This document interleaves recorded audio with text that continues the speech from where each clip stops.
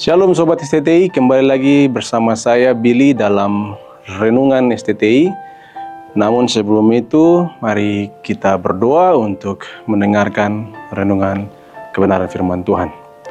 Bapa di surga, kami bersyukur buat kasih-Mu dan kemurahan-Mu yang terus kami rasakan dalam kehidupan kami. Sebelum kami melakukan segala sesuatu, kami akan merenungkan kebenaran firman-Mu. Roh Kudus tolong kami, sehingga kami bisa mengerti apa yang kami renungkan dan kami akan melakukannya dalam kehidupan kami. Dalam nama Yesus Kristus kami berdoa, haleluya, amin. Hari ini saya akan menyampaikan renungan firman Tuhan yang terdapat dalam Keluaran pasal 17 ayat pertama sampai ketiga. Demikian bunyi firman Tuhan, kemudian berangkatlah segenap jemaah Israel dari padang gurun Sin, berjalan dari tempat persinggahan ke tempat persinggahan sesuai dengan titah Tuhan, lalu berkemahlah mereka di Rafidim. Tetapi di sana tidak ada air untuk diminum bangsa itu.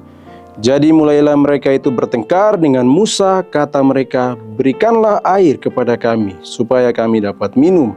Tetapi Musa berkata kepada mereka, mengapakah kamu bertengkar dengan aku?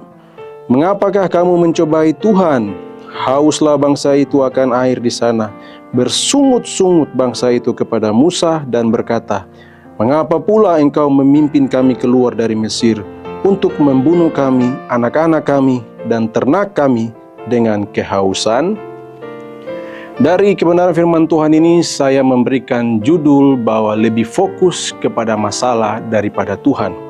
Kita lihat bahwa dalam perjalanan bangsa Israel di padang gurun, mereka singgah ke satu tempat dengan satu tempat yang lain itu berdasarkan titah atau berdasarkan perintah dari Tuhan. Dan dalam konteks ini mereka sedang singgah di Rafidim, dan ketika mereka sampai di Rafidim, mereka menghadapi permasalahan. Masalah yang mereka hadapi adalah masalah air.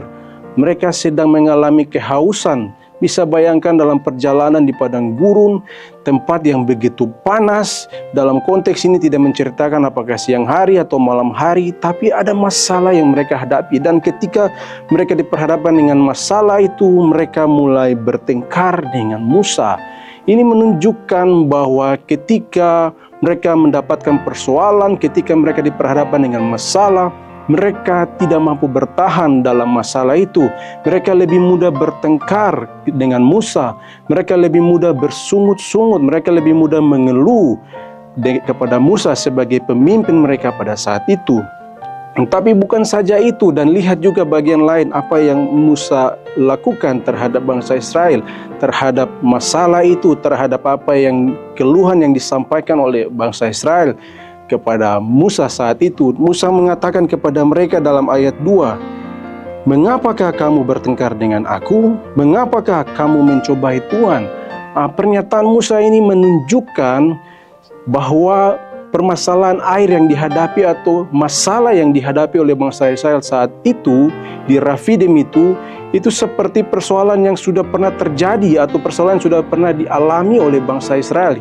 Kita bisa lihat di pasal-pasal sebelumnya, ketika bangsa Israel masih berada di Mesir, mereka belum keluar, Allah menunjukkan mujizat lewat air, yaitu Allah mengubah air menjadi darah dalam tulah yang ke-10.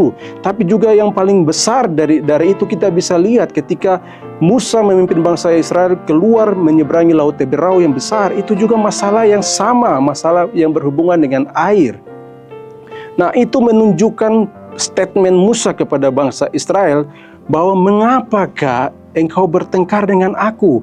Mengapakah engkau mencobai Tuhan? Musa sedang mengingatkan bahwa persoalan yang mereka hadapi itu adalah masalah yang sudah pernah Allah lakukan pertolongan terhadap mereka. Masalah yang sudah pernah Allah buktikan kebesaran Allah untuk menolong mereka. Tapi apa yang terjadi dengan bangsa ini? Mereka lebih fokus kepada persoalan saat itu. Mereka lebih fokus kepada masalah air saat itu. Mereka lebih fokus kepada kebutuhan mereka saat itu dibandingkan dengan fokus kepada Tuhan. Nah, ini yang menarik.